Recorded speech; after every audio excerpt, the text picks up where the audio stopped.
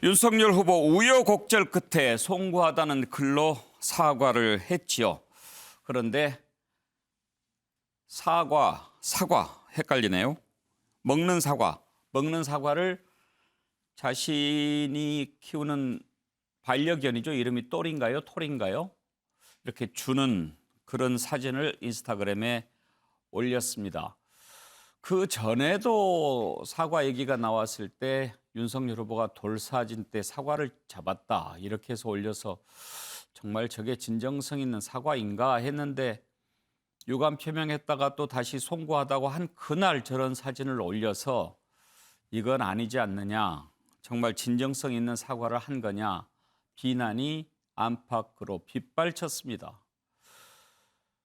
국민의힘 이준석 대표도 정말 상식적으로 이해가 되지 않는다 이렇게 비판을 했는데요.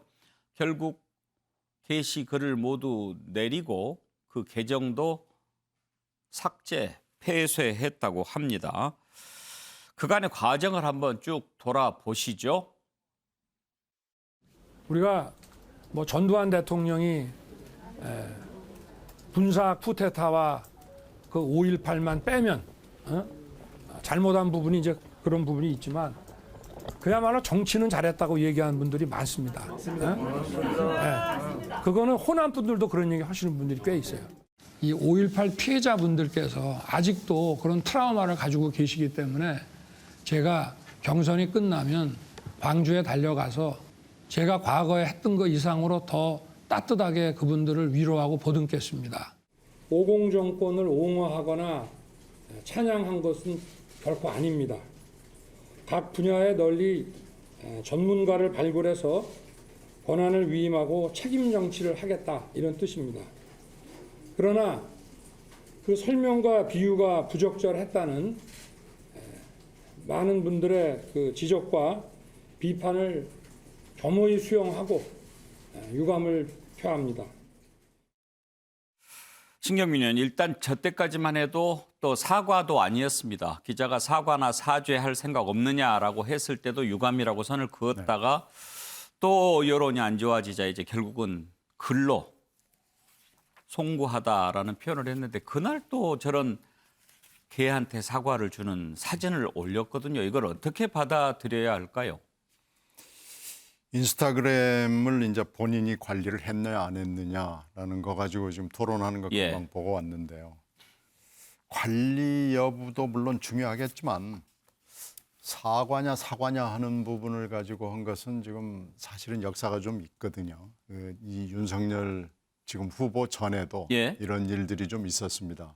제가 뚜렷하게 기억하는 것은 몇 년 전에 상당히 좀 됐습니다만은 대구 출신 제2의원이 DJ가 스위스 계좌에 수조 원을 은닉해 놓은 걸 그걸 폭로를 했거든요. 그래서 그 국회 윤리위에 제소가 되고요. 국회 윤리 결정이 본회의장에서 사과를 해라. 사과를 하라고 그랬더니 그 제2의원이 더 본회의장 마이크를 잡고 내가 아는 사과는 대구 사과밖에 없다. 뭐 이렇게 얘기를 한 적이 있었습니다. 그래서 이 사과냐 하는 부분에 있어서 어떻게 보면은 좀 정치권에서 약간의 저렇게 하면은 안 되겠다라는 그런 게 있는데 아마 이 윤 후보는 그걸 잘 모르겠죠. 그런데 저렇게 대응을 하는 것이 가장 뭐라고 그러게 저질스럽고 정치인이 해서는 안 되는 짓입니다. 그런데 그것을 사과를 벌써 3개나 올렸어요.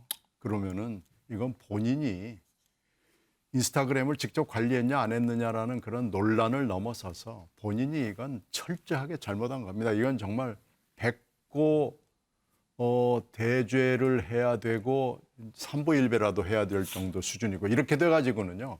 광주나 호남 근처에 가기가 어렵습니다. 그런데 지금 정치를 하겠다고 그러고 특히 대선을 눈앞에 두고 있는 마당에 저런 정도의 실수를 하면은 대선 후보로서의 자질이 매우 부족하다는 느낌을 주지 않을 수가 없습니다. 차정 교수, 예를 들면 사과를 이렇게 개에게 주는 것, 사과는 개나 줘라 이럴 때 주로 쓰는 거잖아요. 그렇죠. 그러면은 누군가가 사과를 했을 때 그 사과를 진심으로 받아들이고 싶지 않을 때 네. 그때 이제 저런 그림을 쓰는 거죠. 그렇죠. 사과는 걔나 줘라. 나는 네. 안 받겠다. 네. 그런데 사과를 한쪽에서 저걸 올리니 네. 처음에 저걸 보고 에이 설마 그랬겠어 했거든요. 저도 사실 그 기사 사진을 먼저 보고 저는 다른 쪽에서 아니, 예. 상대 쪽에서 아마 그 진실한 사과가 아니니까 그렇죠. 우리가 못 받겠다. 그러니까 기사 잘못 쓴 건 줄 알았어요. 그런 식으로 그 올린 건 줄 알고 봤는데 그게 아니고 윤석열 캠프 측에서 올려서 저는 깜짝 놀랐습니다. 깜짝 놀랐는데 사실 이 윤석열 전 총장의 지금 그 이 군사 쿠데타와 5.18 빼면 전두환 대통령이 뭐 정치 잘한 거 아니냐는 그 발언 자체가 상당히 문제가 있는 발언 아닙니까? 그건 무엇보다도 이 지금 역사 인식이 상당히 잘못됐다는 부분. 그리고 두 번째는 윤석열 전 총장이 맨날 강조하는 이 헌법 가치, 본인이 생각하는 헌법 가치가 도대체 뭐냐? 거기에 대한 의구심이 생길 수밖에 없는 그런 측면에서 상당히 국민들 입장에서는 유력 대선 후보의 이러한 인식 자체가 상당히 문제 있다고 생각했는데 저는 사실 이 지금 이 계획에 사진 주는 거 보면서 이게 더 큰 문제라는 생각이 든다는 겁니다. 지금 국민들을 상대로 해서 자신의 잘못된 발언에 대해서 진실한 사과를 하는 것처럼 하면서도 사실은 어떻게 보면 그 사진을 이렇게 이해하기에는 어떻게 보면 지금 이 국민을 어떻게 보면 개에 비유한 듯한 그러한 모양새로 해석될 수 있는 상황이잖아요. 그렇다고 한다면 얼마나 국민을 무시하길래 저런 식의 태도를 가지고 있을 것인가라는 의구심이 든다는 것이죠. 이런 측면에서 본다고 한다면 저는 사실은 이 사안 자체가 저는 앞으로 상당한 정치적 후폭풍이 뒤따를 수밖에 없을 거라는 생각이 듭니다. 정태근 의원 왜 이러는 걸까요? 정신 못 차리는 거죠. 뭐.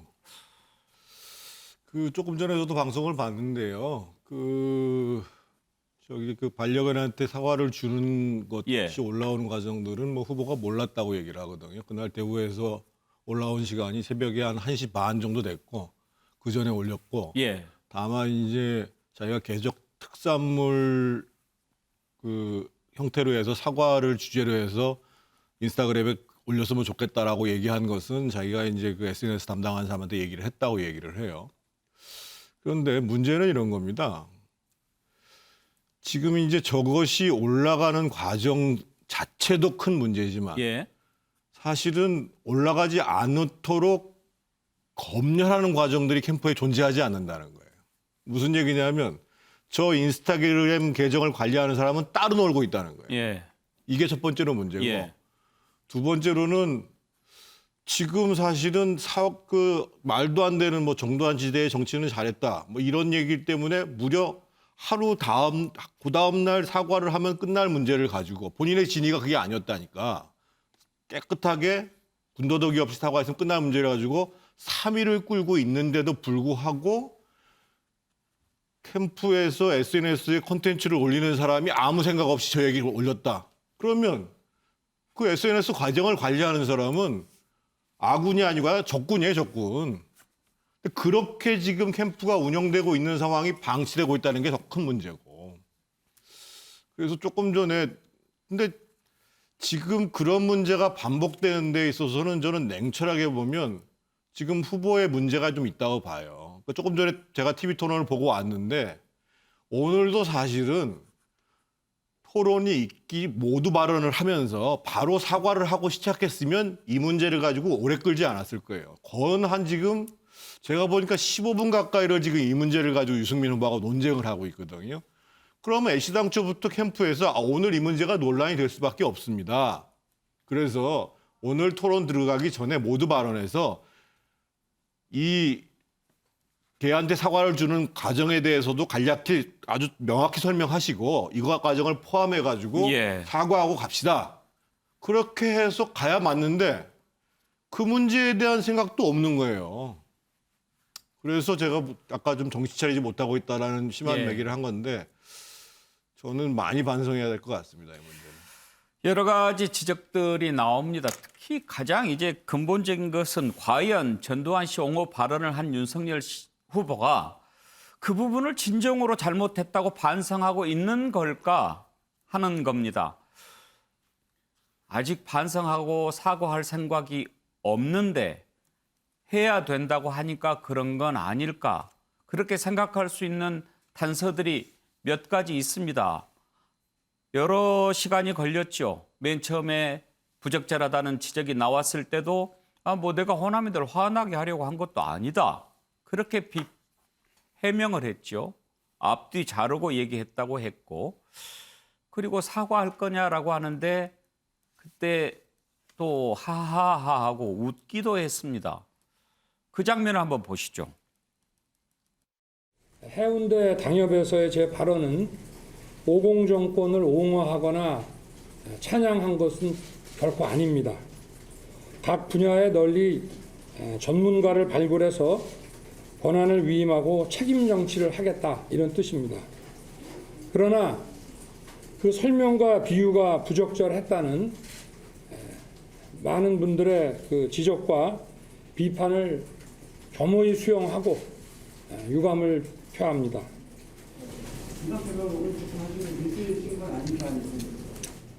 늦었다?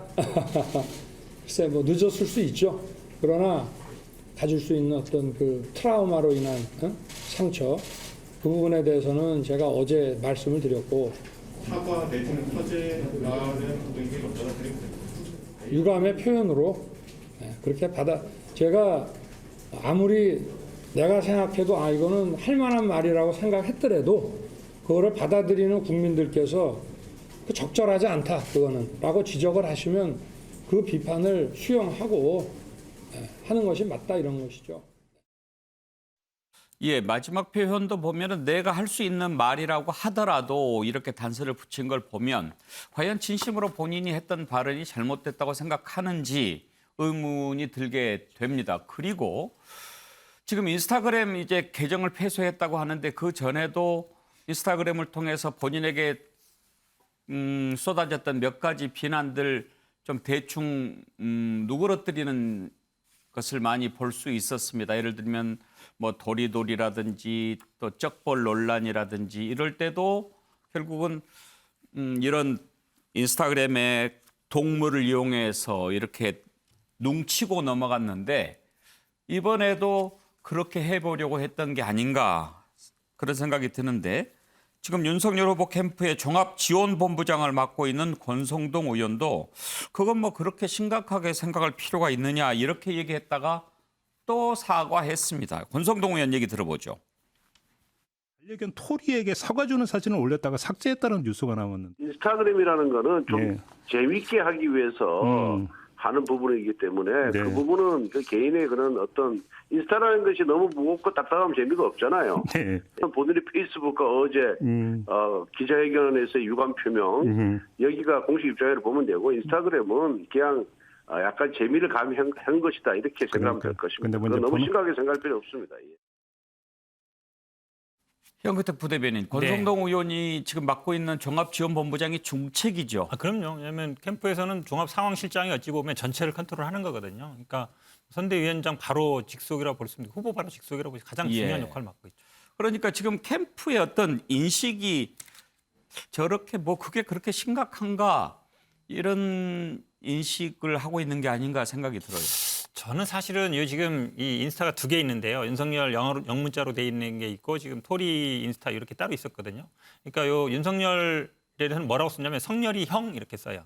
거기서는 뭐 행사장 찍고 이러거든요. 예. 근데 지금 토리 인스타는 보면 굉장히 사적이에요. 뭐 침대에 누워 있는 거라든지 아니면 주로 집안에서 이루어진 게 찍고 있거든요. 저는 그래서 이게 지금 말씀처럼 이게 올라간 게 12시고 삭제한 게 1시 반이라 그러면 집에서 저걸 찍을 수 있는 사람, 찍어서 올릴 수 있는 사람은 한 사람밖에 없다고 생각돼요. 그동안도 보면은 거기에서는 또 아빠, 그리고 쓰는 용어들이 보면 가정적인 용어들을 되게 많이 쓰고 있어요. 그렇게 본다 그러면 사실은 이걸 실무자가 가볍게 생각해서 올렸다고 하는 해명 자체가 저는 좀 납득이 안 간다라고 보고 사실은 선거 기간에는 SNS든 이게 뭐 트위터든 아니면 인스타든 이 모든 것들이요 기자들이나 이게 다 보거든요. 사적 영역이 없어요. 그래서 그리고 이 지금 사과 부분은 공적인 영역이잖아요. 개인적인 영역이 아니거든요, 분명히. 그렇다 그러면 이 관리 자체가 안 된 것 자체도 문제이기도 하고 그 인식 자체도 문제가 있고 말씀처럼 원래 내 할 말은 했는데 사람들이 비판하니까 그냥 그렇게 말하는 거다. 그 말 자체로 보면 처음부터 제가 보기에 이거를 깨끗하게 사과할 생각은 없었다라고 보입니다. 예. 그 권성동 의원 얘기는 조금 변명을 해드리자면요. 네. 권성동 의원이 이제 아침에 방송을 하면서 실제 저 무슨 걔한테 토리한테 사과를 주는 사진을 못 그 컨텐츠를 못 봤었어요. 그게 문제가 된 걸 아예 모르고. 모르고. 네. 그런데 이제 그 진행자가 물어보니까 예. 아니 뭐 그냥 인스타그램 재밌게 하는 건데요. 아, 라고 해서 그러고 난 다음에 이게 얼마나 자기가 잘못 얘기한 건지를 나중에 안 거죠. 그렇군요. 그래서 이제 그걸 확인한 다음에 그 예. 토리한테 주는 개사진을 보고 난 다음에 사과 사진을 보고 난 다음에 이건 잘못됐구나 해가지고 바로 사과하게 된 겁니다. 아, 그랬군요. 처음부터 이제 뭐 그 사과 사진을 보고서도 이건 뭐 재밌게 하려고 이런 취지는 아니었답니다. 그러면은 처음에 인터뷰했을 때 그게 무슨 내용이죠 하고 물어봤으면 좀 이해가 됐을 텐데 그냥 인스타그램 뭐 가벼운 사진이겠거니 그렇죠. 이렇게 생각한 모양이죠. 예, 예. 저는 아침에 사실 그 사진 보고 윤석열 후보 측 인스타그램일 거라고 상상을 못했어요. 사과를 개나 주라 본인이 사과를 했는데 어떻게 그랬을까? 이건 아침에 누가 보냈더라고요. 그래서 아닐 거야 했는데 깜짝 놀랐죠. 민주당의 송영길 대표 이것은 정말 국민을 조롱하는 거다 비판을 했고요. 국민의힘 이준석 대표조차도 상식적으로 말이 안 된다 비판했습니다. 들어보시죠. 윤석열 씨의 최근 이 전두환 찬양대에 대한 망언의 문제는 이것은 단순한 특정 지역의 문제가 아니라 우리 대한민국이 6월 항쟁 이후 지금까지 싸웠던 민주공화 질서의 기본 가치관을 뒤집는 망발입니다. 그러니까 이렇게 사과를 하려면 제대로 좀 사과를 해야지. 어디 강아지한테 사과를 뭐 주고 이런 식의 국민을 조롱하는 행위를 해서는 정말 안 된다고 생각합니다. 이 국민의힘 자체에서도 이에 대한 분명한 지적이 필요하고 윤석열 후보의 맹성을 촉구하는 바입니다. 저희가 전두환 대통령의 사진이 당대표실에 걸려있지 않은 이유는 그분의 통치 행위 등에 대해서 저희가 기념하고 추념하지 않겠다는 의미이기도 합니다. 그리고 윤석열 후보가 어떤 취지로 그런 말을 했는지는 본인이 부차적으로 설명을 했기 때문에 또 전달이 됐겠지만은 저는 다소 그 의견에도 동의하기 어려운 것이 전두환 대통령의 5.18과 12.12를 제외한 정치 행위에 대해서 옹호를 하기에는 전두환 대통령께서는 정치를 하신 적이 없습니다. 통치를 하셨을 뿐이지 다른 사람과 화합해서 의견을 조율하고 정당 간의 의견 교류를 만들어내고 이런 정치 활동을 하신 적이 없기 때문에 저는 예. 자, 지금 저렇게 반응을 보이고 있는데 국민의힘에서도 사실 윤석열 후보의 발언에 대해서 정말 저것 잘못된 발언이라고 생각하는 사람이 얼마나 되는지 약간 의문이 듭니다. 김재원 최고위원 처음에 윤석열 후보의 이 발언 나왔을 때 약간 두둔하는 듯한 그런 내용의 발언을 하기도 했습니다. 들어보시죠. 오늘날 이 나라 부동산 원전 정책 그 두 가지만은 문재인 대통령이 적어도 전두환 전 대통령한테 배웠으면 좋겠습니다. 전두환 전 대통령한테 가서 좀 물어봤으면 좋겠어요. 아직도 문재인 대통령 임기 6개월 남았습니다. 가서 전두환 대통령한테 물어보면 전두환 전 대통령이 분명히 국내 최고의 전문가들에게 좀 맡기고 고집 부리지 말라고 이야기하지 않겠습니까? 차지영 교수. 예. 국민의힘에서 전두환 씨에 대한 그 인식이라고 그럴까 평가가 어느 정도일까요? 일단 뭐 지금 사실 그 전두환 전 대통령의 당시 통치 행위에 대해서는 아까 이준석 대표가 분명히 이야기를 하지 않았습니까? 사실 이 보수 정파의 맥을 따른다고 한다면 거기도 상당히 어떻게 좀 맥이 닿아 있을 부분인데 그러나 그러니까 그 전두환 전 대통령의 사진을 걸지 않는다는 것 자체는 그만큼 절연하고 싶은 과거, 잊고 싶은 과거라는 그 부분은 분명해 보입니다. 그리고 또 지금 5.18 특별법과 관련해서도 사실 국민의힘이 동의를 했었고요. 그리고 또 더 나아가서는 앞으로 헌법 전문에 5.18 정신을 넣겠다는 부분도 지금 국민의힘 당론으로 지금 모아진 상태거든요. 그런 측면에서 봤을 때는 저는 뭐 김재원 최고위원이 저런 발언 자체가 진정 국민의힘이 그 5.18 부분에 대해서 반성을 하고 있느냐에 대한 국민적 의심을 스스로 불러일으키는 정말 잘못된 발언이라는 생각이 들고요. 그리고 앞서 지금 우리 정태근 의원께서 말씀하셨는데 이 지금 계획에 사과를 주는 장면에 대해서 사실 캠프의 책임자가 잘못됐다는 말씀을 하셨지만 저는 사실 어떻게 보면 이러한 부분들, 그러니까 이 지금 윤석열 전 총장이 5.18 관련된 이 잘못된 부분들에 대해서 아마 이 캠프 전체적인 집단적 사고가 우리가 뭘 잘못했는데, 예. 근데 왜 우리가 사과를 해야 돼? 예. 이러한 정서들이 상당히 알게 모르게 지금 녹아져 있는 것이 아닐까? 그런 부분들이 김재원 최고위원도 나름대로 읽었기 때문에 그런 아마 이 지금 상당히 의무성 발언을 한 측면이 있다.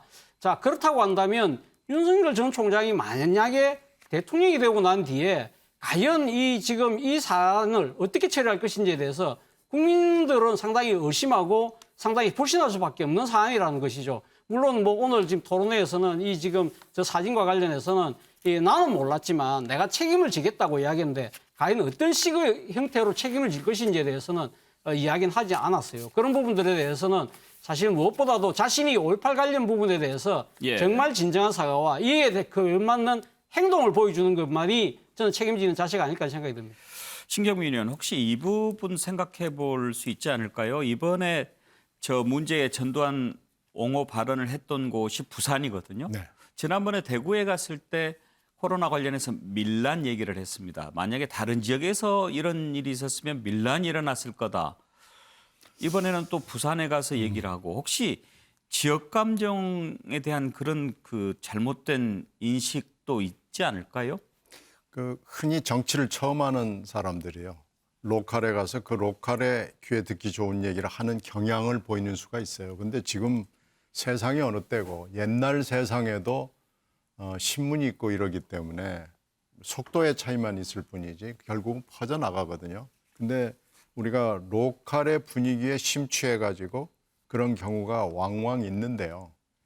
지금 이 윤석열 후보 경우를 보면은 그런 것이 문제가 아니고 기본적으로 시각 자체가 좀 잘못된 데서 시작이 됐고 이것을 정치권에 들어온 이후에도 고치려 하지도 않고 남의 얘기도 들으려 하지 않고 잘못했을 때 바로 시인하고 사과하고 뭔가 하여튼 진정성 있는 모습을 보여야 되는 데 대해서 정치인의 특히 대선에 나오겠다는 후보로서의 자세가 전혀 갖춰져 있지 않아 보입니다.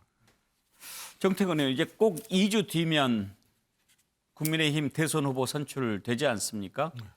현재 아주 유력한 후보 가운데 한 명인데 이런 그 문제들이 계속 생긴다면 국민의힘으로서도 부담이 되지 않겠어요? 어떻게 이런 논란들 좀 정리를 해야 될 거라고 보십니까?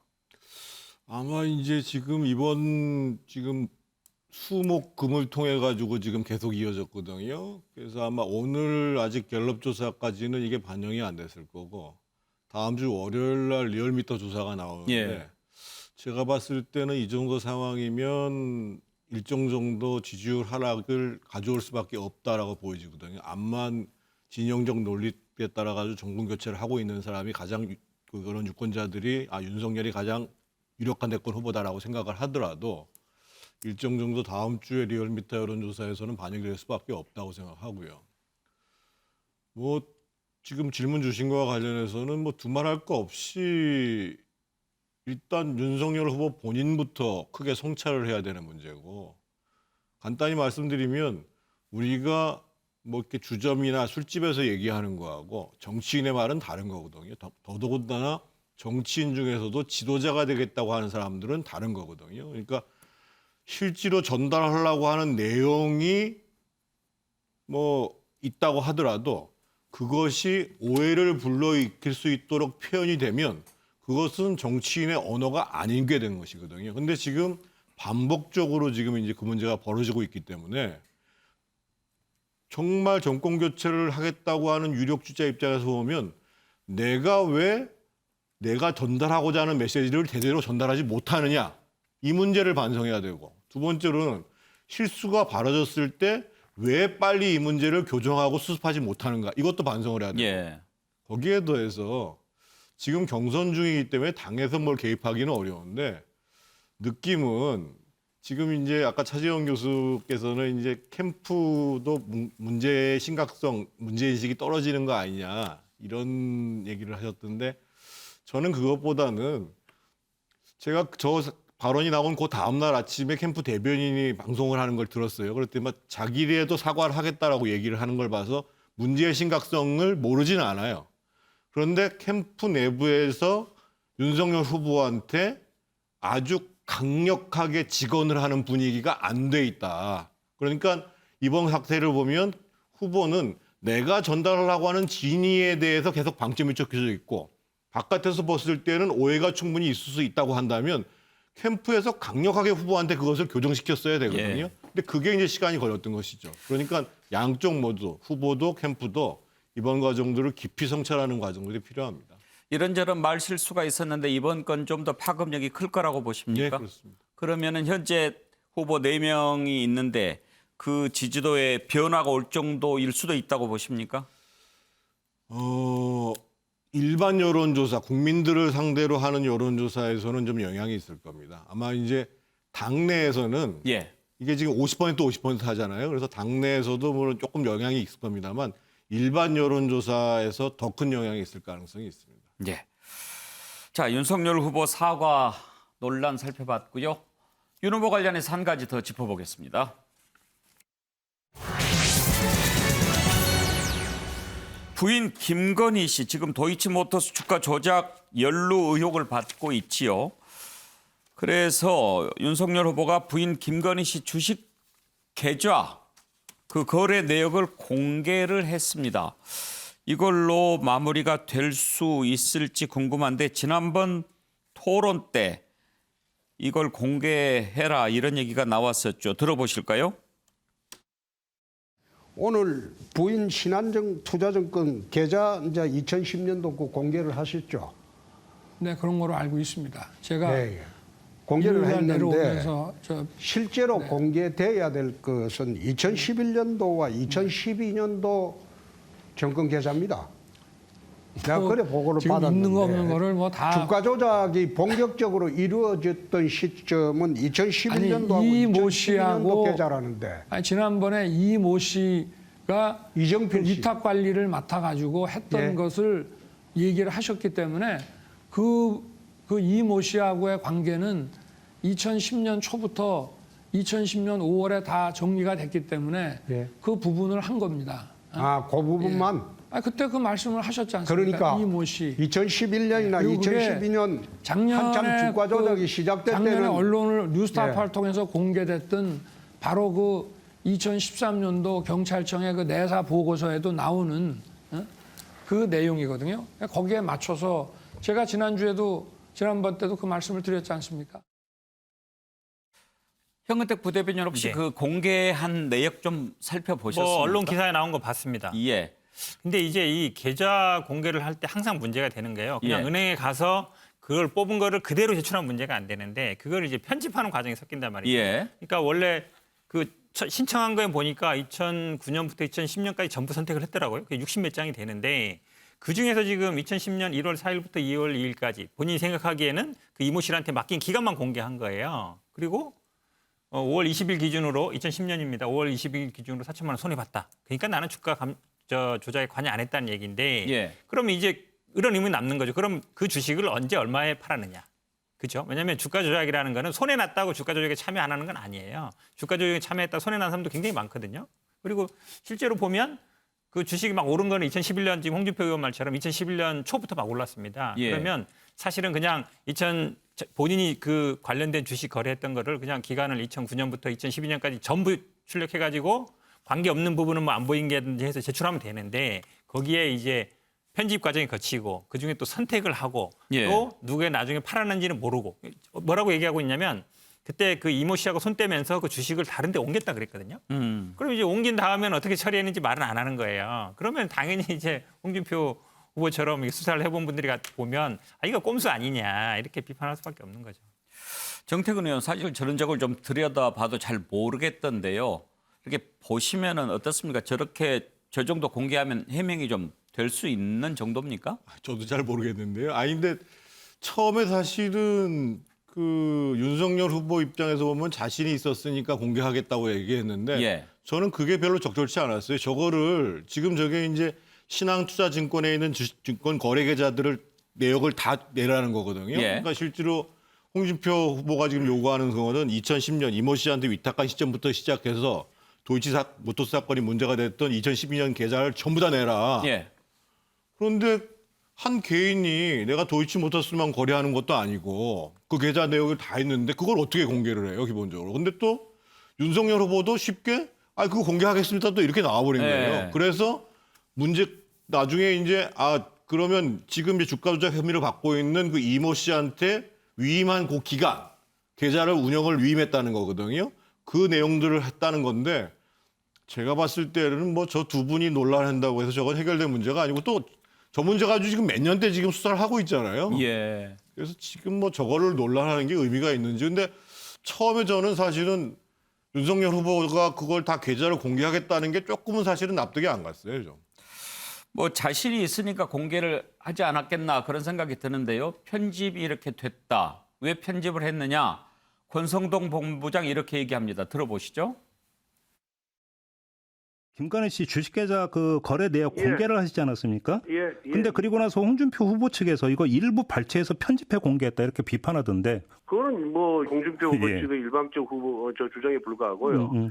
그 예금 거래 내역을 그대로 다 공개를 했는데 편집한 거 전혀 없다. 다만 도이치모터스 주식 거래와 관계 없는 부분을 지워야 되지 않겠습니까? 그건 지웠다. 관련된 부분은 다 공개를 했기 때문에 그리고 이거 2010년도 일이고 4천만 원 손해본 사건입니다. 아무 문제가 없습니다. 예. 그러니까 그 도이치모터스 관련된 거 하나도 지운 게 없다 이런 말씀이신 거죠? 그렇습니다. 예. 알겠습니다. 신경민은 보시기에 저 공개한 걸로 의혹이 제거가 될 것 같습니까?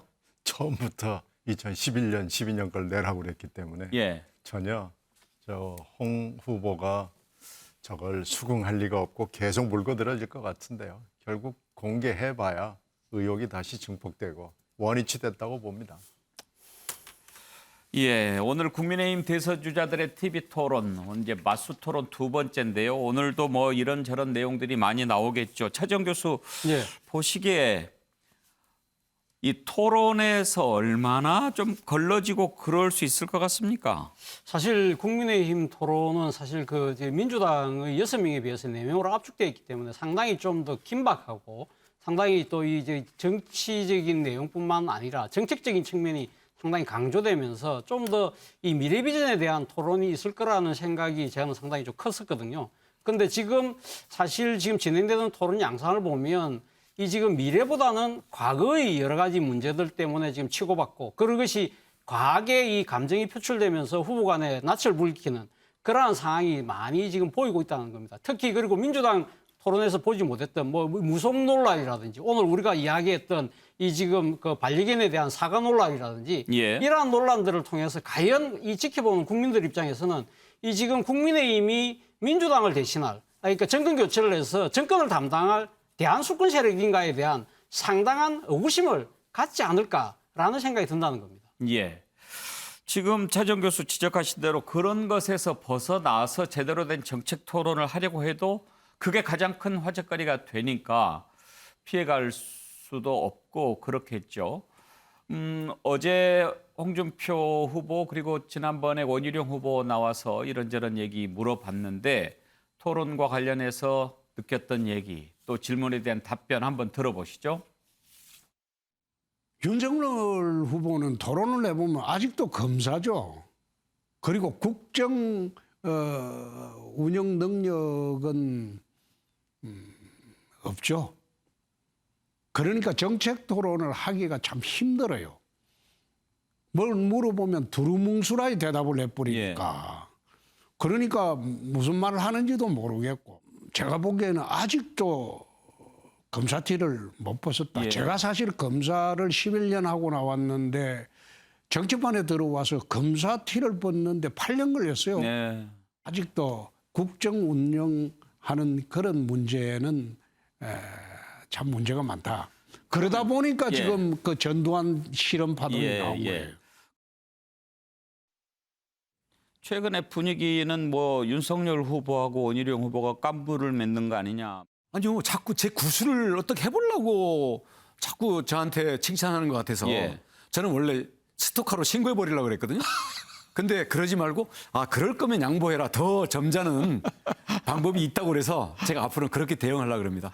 자꾸 구슬 뺏어가려고 예. 깐부라고 자꾸 하니까 아니걸랑요? 구슬을 저는 양보 뺏어가려고? 없습니다. 혹시 제가 1등을 못하더라도 백의종군할 마음은 갖추고 있습니다만은 그것을 저는 계산과 인위적으로 양보할 만큼은 요만큼도 없습니다. 택도 없는 소리입니다. 예.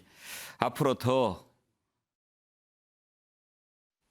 원희룡 홍준표 후보 얘기를 들어봤는데 정태근 의원 저는 좀 궁금한 게요. 지금 국민의힘 후보 선정은 결선 없이 바로 그냥 4명 가지고 하잖아요. 그러면은 다른 후보가 이렇게 올라가면 내 표가 좀 줄어들 텐데 요즘 보면은 윤석열 후보는 원희룡 후보, 또 홍준표 후보는 유승민 후보 칭찬을 막 해요. 왜 그러는 거죠? 나중에 자기 편 들어줄 것도 아닌데?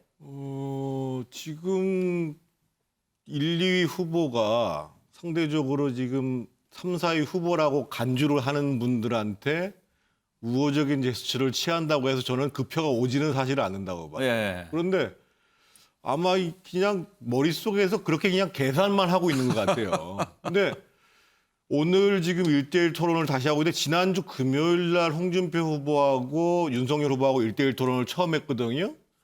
근데 아까 홍준표 후보 얘기하는 거 다르게 그날 사실은 홍준표 후보가 시종일관 소위 뭐 부인, 장모, 도덕성 문제 가지고 공격을 해가지고 좋은 평가를 못 받았어요. 예. 근데 지금 토론이 진행되면서 그나마 유의미한 변화가 나타난 지점은 뭐냐면 그 두 번째 나왔던 원희룡 후보의 지지율이 조금씩 올라가고 있다는 게 나오는데 어떻든 지금 토론의 득을 보고 있는 네 후보 중에 유일한 사람은 지금 원희룡 후보인 거고 뭐 깐부를 맺든다, 뭐 우호적으로 한다 관계없이 지금 윤석열, 홍준표, 유승민 후보는 별 지금 재미를 못 보고 있는 뭐 그런 상황이라고 저는 평가를 합니다. 신경민 의원 또 한 가지 궁금한 게 이제 지난번 민주당 경선 치르셨지 않습니까? 토론도 이제 여러 차례 했고 토론에서 이렇게 그 주고받았던 것들 또 토론에서 이렇게 공방 펼치고 나중에 조사를 해보면 표의 반영이 좀 됐던가요? 그게 이제 항상 궁금하죠. 근데 토론에서 잘했다고 그래서 올라가지는 않는데 토론에서 실착이 있잖아요. 본인이 패착을 하건 아니면은 공격에 의해서 무너지건 그러면은 그건 반영이 되더라고요. 대표적인 게 이재명 지사의 바지 발언입니다. 바지 발언은 본인 스스로 실수를 했는데 바지 발언 이후에 떨어져가지고 7월 달에 정신 못 차렸습니다. 그런데 토론을 아주 잘해도요. 그 별건 없어요. 그 플러스는 안 되는데 마이너스는 확실합니다. 차정 교수 그런 거 보면 참 지금 비대면 세상에서 토론 말고는 후보를 딱히 지금 평가할 만한 게 많지 않은데 어떻게 뽑는 것이 제대로 뽑는 것인가 그런 생각도 들어요. 그래도 과거보다 이 토론회가 많으니까요. 아무래도 이 후보의 진면목을 파악하기는 좀 도움이 되는 건 사실인 것 같아요. 그런데 그런 측면에서 본다고 하면 국민의힘이 이번에 4강으로 압축해서 10번의 토론을 하지만 그중에서 권역별 토론이 거의 절반을 차지하거든요. 그렇다고 한다면 일반 국민들 입장에서 다른 권역에서 하는 걸 사실 유튜브 일부러 찾아가지 않는 이상 보기가 힘든 상황이라는 겁니다. 그리고 지금 앞서 우리 앵커께서도 말씀하셨지만 국민의힘 이번 경선 같은 경우는 사실 마지막 11월 5일 날 발표되는 이 원삭 경선 한 번으로 모든 게 끝나버리는 상황인데 문제는 이 지금 민주당처럼 이 순회 경선을 하면 매주마다 이렇게 발표되는 걸 보면서 후보 간의 이 그러니까 득표가 이렇게 변하는 부분을 보면서 민심의 흐름을 추적할 수 있는데 이번 같은 경우는 사실 어떻게 보면 좀 깜깜이 선거인 거죠. 특히 당원이 지금 그 투표가 지금 차지하는 비율이 50%가 되는데 당원만 딱 뽑아서 지금 이 표심을 조사하기가 쉽지 않은 상황이기 때문에 상당히 좀 그 힘든 상황이지만 바로 그 때문에 오히려 토론의 이 여파가 영향력이 좀 더 클 수도 있다는 생각도 들기 때문에 저는 4명 공이 이게 지금 토론회에 아주 최선을 다해야 되지 않을까 생각이 듭니다. 현근택 부대변인 지금 이재명 후보 캠프 대변인 맡고 계신데 그쪽 분위기가 국민의힘에서 누가 올라오는 게 제일 낫겠다 이렇게 생각합니까? 일단은 뭐 지금은 캠프는 해산해서 대변인은 아니고요. 근데 예상은 다들 이제 윤석열 후보가 올라올 거로 생각하잖아요. 왜 그러냐면 어쨌든 이제 정권 교체의 그 바람을 타고 있고 그걸 갖고 있으니까. 근데 윤석열 후보가 이렇게 실수를 많이 하고 솔직히 말씀드리면 사실은 쉽기는 홍준표 후보가 좀 쉽더라고 생각을 하죠. 아, 그래요? 예, 왜 그렇죠? 이미 한번 나왔었고. 그다음에 좀 지금 토론회를 하는 거 보면 예전만큼 이렇게 순발력이나 있지도 않고 계속 같은 말만 반복하고 있고. 그다음에 홍준표 후보도 최근에 뭐 젊은 분들의 많이 인기를 받고 있다 그러지만 또 호불호가 분명히 갈리거든요. 홍준표 대표를 그렇게 또 좋아하는 분도 있지만 싫어하는 분도 있고 있어서 뭐 근데 그건 저희들이 선택하는 건 아니니까. 근데 예. 지금 구도로 가면은 사실은 다음 주까지 거의 토론회 하고 그 다음 주는 거의 이제 바로 여론조사 들어가거든요. 그러니까 사실 일주일밖에 안 남은 거예요. 그러니까 이 여파가 제가 보기에는 여론조사에 미치면 지금 당원이 25만에서 한 50만 정도 늘었다 그러는데 예전에 오세훈이나 이준석 때 보면 여론이 오히려 당원을 좀 따라가는 영향이 반대로 당원들이 여론에 좀 영향을 받는 경향이 있어서 제가 보기에는 뭐 어떻게 될지 약간 두고 봐야 될 것 같습니다. 알겠습니다. 자, 다음으로 넘어가죠.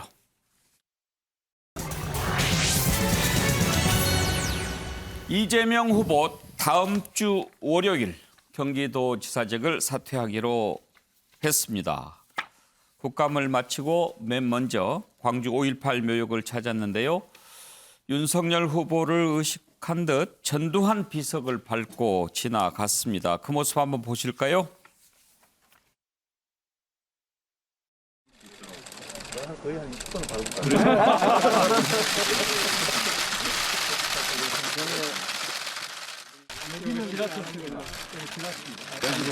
오기가 좀 어려웠을 것 같네요. 이걸 지나가시고 잘못하셨어요. 존경하는 분을 밟기가 어려웠지 않겠어요? 조금 이해가 됩니다. 전두환 씨는 내란 범죄의 수괴고 집단 학살범이죠. 우리 전두환 그분 좀 제발 오래 사셔가지고 법률을 바꿔서라도 꼭 처벌받게 되기를 기대합니다. 예, 현근택 부대변인 전두환 씨 동생 정경환 씨는 세상을 떠났다는 소식이 들려오더라고요. 그런데 지금 저 비석이라고 하는 게 이렇게 5.18 묘역의 바닥에 있는 거예요. 거죠. 예, 전두환. 그렇죠. 예. 그래 이제 지나갈 때 그 광주 학살 책임자를 기억하라 이런 식으로 밟고 지나가게 그렇죠. 만든 거죠. 그러니까 밟으라고 만들어 놓은 거예요. 네. 저걸 뭐 의도적으로 뭐 밟고 하는 게 아니고 또 가시면 알겠지만 뭐 행사장 가면 항상 거기 기자들이 기다리고 있기 때문에 밟고 가고요. 오늘 아마 저기 가서도 이제 무명 그를 많이 찾아갔거든요. 예전에 가면 보통 이제 유명하신 분들 이렇게 찾아가는 게 아니라 그렇게 있어서 이거를 뭐 저는 뭐 윤석열 후보 최근 발언도 영향이 있지만 어쨌든 광주가 이제 민주당의 본거지이고 뭐 이제 곧 이제 지사직도 사퇴하고 이제 선대위를 꾸릴 거잖아요. 그러면 이제 광주 찾아가고 그다음에 뭐 노무현 봉화마을 찾아가는 게 정해진 수순이어서 그런 수순인 것 같습니다. 예. 국감 마치면 곧바로 지사직을 물러날지 않을까 그렇게 예상했는데 다음 주 월요일로 잡은 이유가 뭘까요? 이게 아마 좀 정리할 게 있는 것 같아요. 뭐 신분 뭐 이게 사실은 지사 혼자 그만두는 게 아니고 그러면 비서진이라든지 다른 분들도 같이 하게 되거든요. 그래서 아마 주말을 좀 넘겨서 신변 정리 또 공관에서도 나와야 될 것이고 이제 이런 여러 가지 사정이 있었는데 국감에 많은 에너지를 소모했기 때문에 국감 끝나고 바로 다음 날 이건 쉽지 않았을 것 같고 아마 주말 사이에 신변 정리하고 뭐 짐 정리하고 그다음에 이제 월요일 날 이렇게 그만두지 않을 것으로 정해놓은 것 같습니다. 예. 차지원 교수, 이재명 지사가 이렇게 당에서 말렸는데도 불구하고 국감을 받았지 않습니까? 그런데 이제 대체로 국감을 치르고 나서 평가가 선방했다 이런 얘기가 많이 나왔습니다. 국민의힘에서 의외로 한 방을 못 보여줬다. 평가는 그렇게 나왔는데 여론조사를 보면 오히려 국감으로 이재명 지사가 못했다. 이런 평가가 더 많이 나왔어요. 이건 어떻게 받아들여야 될까요? 저는 사실 이 이재명 후보가 국감에서 했던 이 평가를 저는 사실은 이재명 지사가 잘했다기보다는 국민의힘이 잘 못했다. 읽는 것이 정확한 표현이지 않을까 하는 생각이 듭니다. 그렇다고 해서 이재명 지사는 그럼 왜 잘했다고 제가 말을 못하느냐면 이재명 지사가 사실 국감에서 나름대로 정면 승부를 펼쳤던 이유 중에 하나는 이 국감을 통해서 자신에게 지금 둘러싸고 있는 여러 가지 의혹들을 깔끔하게 떨어내겠다는 그러한 의지도 사실 담겨 있었던 거거든요. 그런데 그렇죠. 결과적으로 봤을 때는 과연 이 지금 이 국감이 끝나고 난 뒤에 이재명 지사를 둘러싼 여러 가지 의혹들이 그러면 완전히 떨어내지는 못한다 하더라도 사실 줄어들었느냐? 그렇지 않다는 거죠. 또 다른 또 논란을 낳고 있는 게 또 사실이잖아요. 예를 들면 초과 이 한수 이 조항의 삭제와 관련해서 이 사실 그 말이 좀 바뀐 부분이 있는 것이거든요. 그러니까 지금 이거 갖다가 채택을 안 했다 이렇게 이야기를 했다가 나중에는 그것이 실무진에서 한 것이기 때문에 나는 몰랐다는 식으로 말을 바꾼다든지 그리고 유동규 전 그 성남도시개발공사 이 본부장의 그 이번 그 압수수색 앞두고 그 여러 가지 소동들이 있지 않습니까? 이 부분에 대해서 구체적인 묘사들을 하는 부분들이 상당히 그러면 이재명 지사하고 유동규 본부장하고 뭔가 긴밀한 관계가 있는 것이 아닐까라는 의심을 스스로 자초한 측면도 분명히 있는 것이거든요. 예. 이런 부분들에 대해서 괜한 오해를 다시 또 불러일으킨 측면도 분명히 있다는 것이 아마 이재명 후보 측의 나름대로의 그런 결산이 아닐까 그런 측면에서 본다고 한다면 저는 뭐 크게 잘했다기보다는 앞으로 이 지금 새로 생겨난 의혹들을 어떻게 이 지금 해소할 것인가가 또 다른 정치 숙제가 된 것이 아닐까 하는 생각이 듭니다.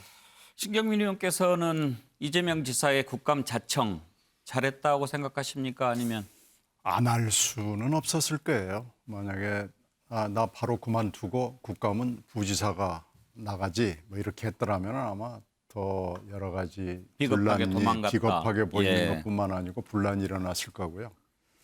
아마 뭐 자료하고 증인 문제는 그 여당이 막아줬기 때문에 그건 넘어갈 수 있겠지만 굉장히 더 시끄럽고 일방적으로 당했을 거기 때문에 정면 승부를 하겠다라는 결정은 잘한 것으로 보입니다. 그러나 그 계속해서 똑같은 논리로 얘기를 했다는 점에서 국민들로부터 신뢰를 받지 못했기 때문에 국감 이후에도 이 평가가 별로 좋지 않은 거고요. 또 국감을 2번이나 이틀 동안 받다가 보니까 말 실수가 일어나가지고 그 말 실수 때문에 또 발목이 잡히는 경우가 지금 몇 개 금방 차 교수가 말씀하신 몇 가지가 지금 나와가지고요. 이것도 아마 새로운 쟁점으로 해서 그럼 이재명 지사의 그 역할이 상당하네. 유동규는 뭐 측근 중에 측근이네. 그리고 이건 도대체 이 지사 책임이 아니면은 누구 책임인가? 뭐 이런 회의점들이 더 훨씬 늘어나지 않았나 생각합니다. 정태근 의원께서는 어떻게 평가하십니까? 저는 이재명 지사가 선방했다? 국민들은 그렇게 안 보고 있거든요. 그것은 여론조사에서도 나와요. 이재명 지사는 계속 이것을 쿠킹 베이트라고 얘기를 합니다만 이재명 지사가 책임 있다고 하는 여론이 계속 50% 이상으로 올라가고 있는 상황이고 더더군다나 문제가 되는 건 뭐냐면 지금 민주당을 지지하시는 분들 사이에서도 이거는 특검이 불가피한 사안이다 라고 해서 지금 특검이 불가피하다는 여론이 지금 60%를 넘어가고 있는 상황입니다. 그렇다고 한다면 더더군다나 향후에 있어서 검찰이 제대로 수사를 하지 않고 특히 유동규 같은 사람을 기소를 하면서 배임 문제를 빼고 하면서 뭔가 이재명 지사와의 연결고리를 의도적으로 끊으려고 하는구나 라는 느낌을 가질수록 저는 이재명 지사한테 훨씬 더 불리하게 작용할 수밖에 없는 상황이고 앞으로 그런 여론은 더 커질 거라고 보여집니다. 예. 자, 이재명 지사 경기도지사직을 사퇴하면 이제 민주당 선대위를 구성하고 본격적인 선거운동 준비하겠죠. 그런데 지금 가장 큰 문제 바로 원팀 만드는 것 아니겠습니까? 그렇지만 아직도 이낙연 후보와 만나거나 깊은 얘기를 나누지 못하고 있습니다. 전화는 한번 했다고 하는데요. 이 전화 통화 이후에도 그 전화 내용을 가지고 이런저런 말이 나왔습니다. 이재명 지사 얘기를 좀 들어보죠. 제가 그저께 전화를 드렸습니다. 사실 저는 안 받으실 거라고 생각했는데 또 잠깐 있다가 저한테 콜백을 해주셔서 저희가 우리 당을 위해서 우리가 뭘 할지 말씀들을 또 들었고 또 격려 말씀도 들었고 또 국정감사가 지나면 저희가 한번 또 만남을 갖고 앞으로 어떻게 할 것인지를 의논하자는 말씀을 해주셨습니다. 저는 우리 이낙연 후보님의 그 품격과 그 품넓음에 진심으로 감동했습니다. 신경민 의원 통화를 하기는 한 모양이죠? 아니 14일에 저 금방 얘기한 대로 통화했고요. 예. 그리고 국감 두 번째 국감 수요일 국감에서도 그저께죠. 예. 점심에 통화를 했고요. 그래서 한 번도 뭐 통화가 안 돼서 문제가 된 적은 없고요. 그리고 이재명 후보가 뭐 여러 가지로 뭘 지금 제안을 한 건 없습니다. 그냥 만나자는 거고. 예. 이제 캠프는 해단이 됐지만은 이제 선대위를 꾸리는데 뭘 해달라고 제안한 것은 지금 없고요. 예. 지금 그 얘기가 진행 중이고 그 만나는 거예요. 이게 뭐 못 만날 이유도 없고 예. 나는 뭐 독자 노선을 걸어갈래라고 이낙연 후보가 얘기할 수 있는 상황도 아니고 그리고 지금 국감을 두 번 하면서 지지율이 답보 상태인 건 이낙연하고 아무 관계 없습니다. 그건 후보 리스크죠. 예. 무슨 뭐 이낙연 후보가 뭐 안 하겠다고 한 적도 없고 뭘 지금 구체적인 보직을 얘기한 것도 없고 뭐 아무것도 없는 거예요. 그러니까 선대위 가는 겁니다. 예. 그런데 예. 지금 선대위를 지금 아직 야당 후보가 결정도 되지 않고 지금 시간이 좀 남았기 때문에 선대위를 지금 막 오늘 내일 급하게 꾸릴 것도 아니고요. 예. 선대위를 꾸리는 권한은 오로지 승자 후보하고 현재 당대표가 꾸리는 겁니다. 예. 그래서 패한 후보에게 이렇게 좀 해주세요. 그러면 해야죠.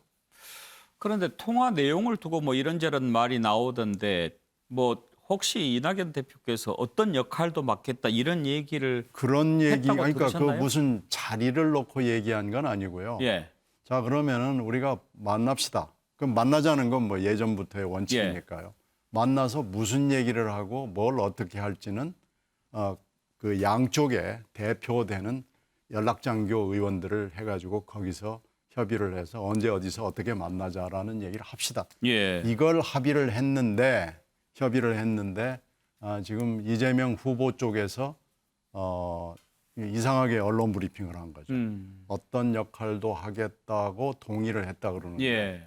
하여튼 뭘 안 하지는 않을 텐데 뭘 어떻게 하겠다는 얘기를 합의하고 협의하고 그런 적은 없는 거죠. 예. 현근택 부대변인 지금 네. 이재명 후보 측의 핵심 관계자 이름으로 나오는데 언론에서 시비거리를 만들려고 한 것 같다. 우리가 그런 언론 플레이 하지 않았다. 하지도 않을 거고 그렇게 얘기하는데 이제 뭐 일부에서 보도되기로는 어떤 역할도 다 맡아주기로 하셨다. 그러니까 그런 얘기 하지 않았는데 왜 이런 언론 플레이 하냐. 어쩌자는 거냐 뭐 이렇게 얘기를 했다고 그래서요. 별로 좋은 건 아니죠. 그러니까 저도 사실은 뭐 지사직 사퇴라든지 아니면 뭐 이낙연 후보를 언제 만나는지 그다음에 뭐 청와대 언제 가는지 질문을 수없이 많이 받는데요. 그러니까 그거는 뭐 제가 보기에는 뭐 후보 본인이나 아니면 몇 사람 정도 공유하는 것 같고 사실은 뭐 빨리 만나는 게 좋죠. 그다음에 뭐 구성하는 거는 만난 다음에 예를 들어서 해도 되거든요. 그리고 뭐 선대위라는 게 이게 기본적으로 뭐 정당, 당 중심으로 굴러가게 돼 있습니다. 그렇게 된다 그러면 뭐 이낙연 후보님뿐만 아니라 정세균 후보님이나 다른 일단 뭐 추미애 후보나 이런 분들도 다 한 번에 제가 보기 이낙연 후보를 제일 먼저 만나야 될 것 같고 예. 그다음에 이제 다른 후보들 만나서 꾸려가면 될 것 같고요. 저는 아마 지금 지지율은 조금 답보 상태인 건 맞습니다만 지금 어쨌든 선거 끝나서 이낙연 후보를 지지했던 분들이 이재명 후보를 지지 안 하는 거 아니냐 실제로 데이터상으로 나타나고 있고 그 부분을 극복하기 위해서는 일단 만나야 되고 만나서 일단 용광로 선대를 꾸려야 된다. 저는 뭐 그게 일단 가장 급한 일이라 보고 있습니다. 정태근 의원 원팀 잘 될 것 같습니까? 전망해 보신다면.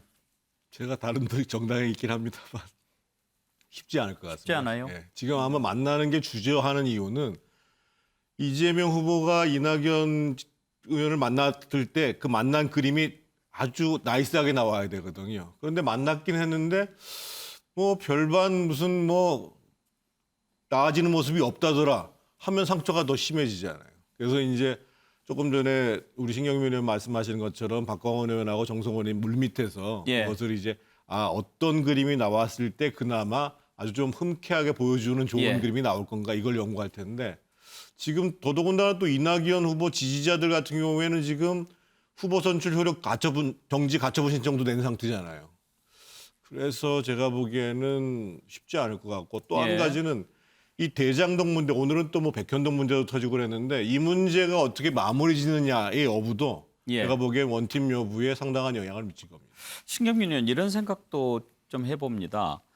사실 이제 이낙연 후보 쪽에서 그동안 이제 대장동 문제를 계속 물고 늘어졌던 것은 그 부분에 대해서 뭔가 좀 의심이 있기 때문에 그러지 않았겠습니까? 그런데 이낙연 후보 쪽에서 그 의심이 완전히 해소되지 않고 이재명 후보 손을 들어주는 것은 이낙연 후보 성격상으로도 잘 안 되지 않겠습니까? 대장동 문제를 완전히 벗는 것은 지금 현재 돌아가는 상황으로 봐서 가능할까요? 그건 좀 의심스럽고요. 아마 이제 검찰 수사, 뭐 좀 이따 우리가 검찰 수사도 검토하겠지만 검찰 수사는 방향이 잡힌 걸로 보여요. 그럼 검찰 수사가 공소장을 작성하고 기소를 하면서 이제 마무리를 짓는 건데 그게 된다고 해서 그럼 대장동은 이재명 전 시장으로서의 자격이죠. 전 시장은 그럼 면책됐다. 뭐 이렇게 되는 순간은 오기가 좀 어렵기 때문에 결국은 대장동 문제에 대해서는 그냥 묻어두고 가는 수밖에 없지 않나 싶은데요. 근데 문제는 또 대장동뿐만 아니고 유사 대장동 사건이 있고 또 뭐 변호사비 대납도 있고 권순일 대법관 문제도 있고 그래서 이런저런 문제들이 지금 수도 없이 드러나는 것을 어떻게 해야 될지 참 고민스럽습니다. 근데 그 부분을 문제를 삼자고 그러면 아무것도 하지 말아야 되는 또 곤혹스러운 처지가 되기 때문에 결국은 이재명 리스크는 어느 수준 정도에서는 묻어두고 가는 것 외에는 방법이 없지 않나 생각합니다. 네, 자 그러면 검찰의 대장동 수사 살펴보겠습니다.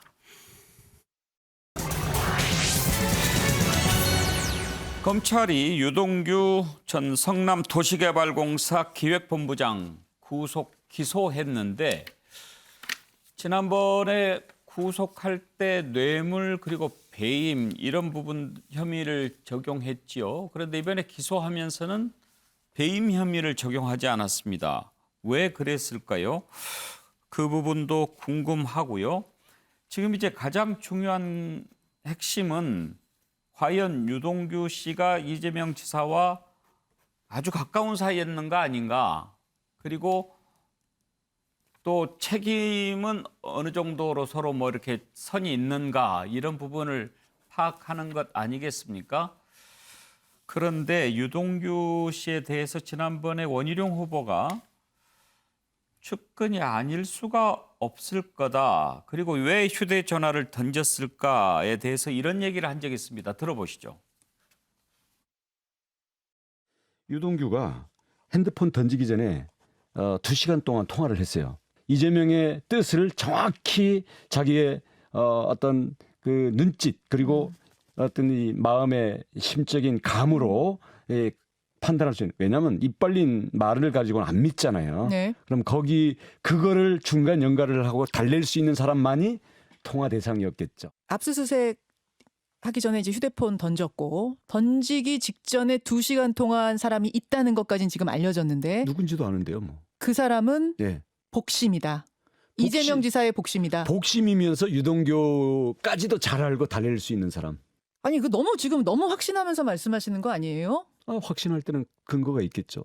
조금 전에 제보를 받으셨다고 했는데요. 제보가 있다는 것까지는 팩트 공개할 수 있는 팩트니까. 근데 그게 누구냐? 그 사람 출연시킬 수 있냐? 그건 안 되죠. 저도 보호를 해야 됩니다. 내용을 다. 자, 원희룡 후보의 주장입니다. 유동규 씨와의 관계에 대해서 이재명 지사 국감에서 이렇게 답변했습니다. 들어보시죠. 적 없습니까 누구에게 이 사람을 채용하라 이렇게 지시한 적 없고 그런 건 없다. 그렇게 하면 안 되죠. 그게 아마도 심사 대상일 텐데 없다는 말씀이죠. 기억이 안 납니다. 아마 그 체포 당할 당시에 그 압수수색 당시에 한다고 약을 먹었다고 해요. 그래서 뭐 침대에 들어 누워 있었다 뭐 이런 보도가 있던데 그걸 제가 한번 들어보니까. 다고 약을 먹었다는 정리해 주십시오. 들었지만 그 유동규가 약을 먹고 누워 있었다. 그렇게 본인밖에 알 수 없는 상황을 어떻게 이렇게 잘 아세요? 어쨌든 우리하고 전혀 인연 없는 사람이 아닌데 하여튼 제가 가까이 있는 사람들과 아는 사이 아니겠어요? 누가 그렇게 보고를 주셨어요? 잘 기억이 안 납니다. 자, 차재원 교수. 일단 유동규 씨와의 관계 이재명 지사가 국감에서 완전히 깨끗하게 정리했다고는 볼 수가 없고 오히려 지금 뭐 약간 희미해졌는데 제가 저 국감을 보면서 궁금한 게 유동규 씨 극단적인 선택 그 전에 한 번도 나왔던 얘기가 아니거든요. 그런데 이재명 지사가 저기에서 이야기를 해서 그 내용을 알게 일부러 꺼낸 의도가 뭘까 궁금했어요. 바로 그 때문에 앞서도 제가 말씀드렸습니다만, 그러니까 이재명 지사의 국정감사의 결산표가 결코 그러니까 이 지금 덕이 아니라는 이유가 바로 거기에 있는 것이죠. 그러니까 많은 사람들이 생각했을 때는 유동규 씨의 그런 아주 이 사적이고 내밀한 내용까지 파악하고 있다고 그렇다고 한다면 이재명 후보가 왜 이 부분을 그렇게 신경을 쓸 수밖에 없을까라는 이야기가 궁금증이 생길 수밖에 없는 것이고요. 그리고 이러한 사실을 어떻게 파악했지? 이런 부분 생각이 들 수밖에 없는 거 아니겠습니까?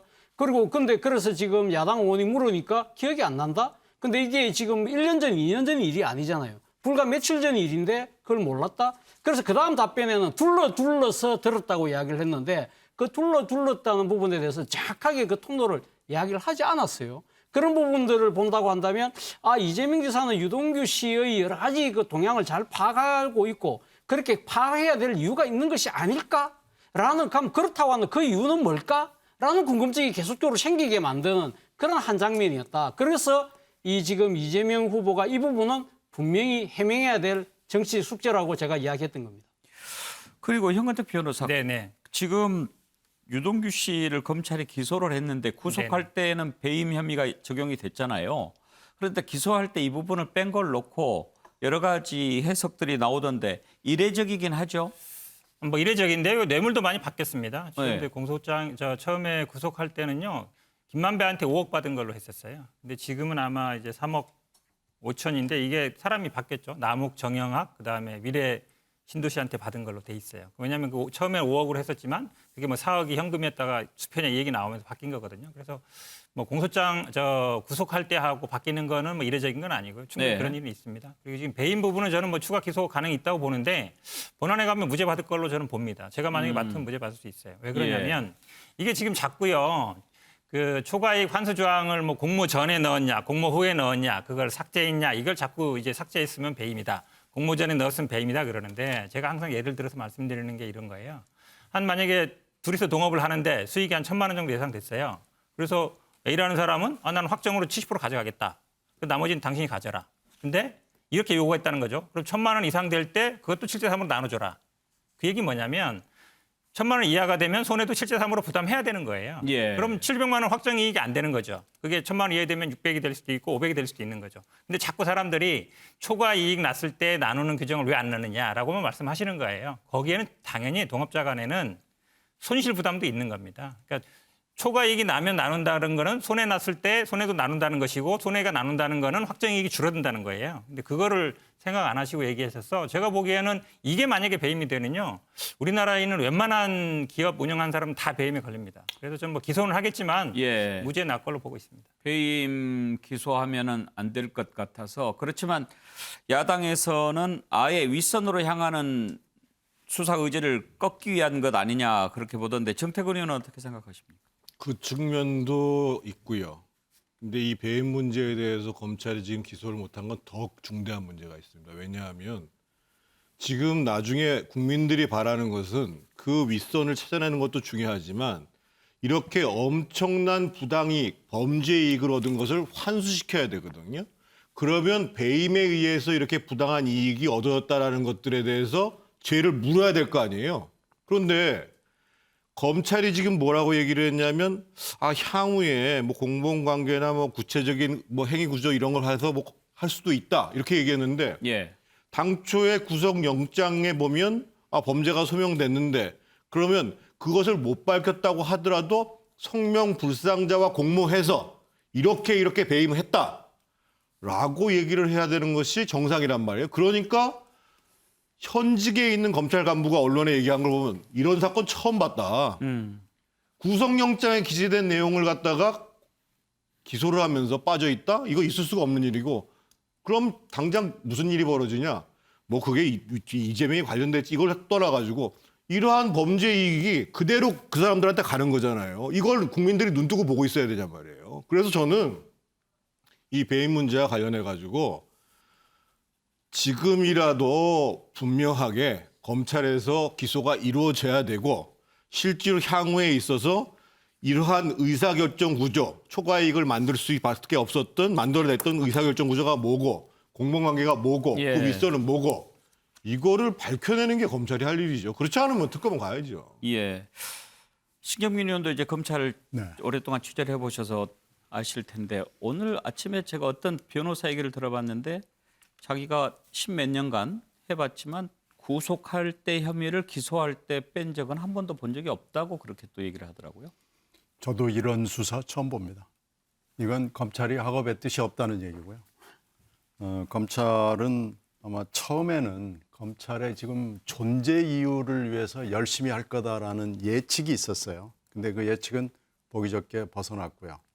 청와대가 대통령의 입을 통해서 신속 철저하게 규명하라고까지 했는데 신속에만 방점이 짚힌 것이 거의 분명하고요. 검찰은 특검이 없다고 보는 것 같아요. 그리고 특검이 오더라도 특검을 막을 수 있는 차단 장치가 가능하다고 보는 걸로 지금 보입니다. 이렇게 봤을 때 지금 뇌물 배임, 자금 추적, 변호사 비용 예. 그리고 권순일 이렇게 봤을 때 수사는 뇌물밖에 안 된 겁니다. 네. 제가 시간이 다 돼가지고 예.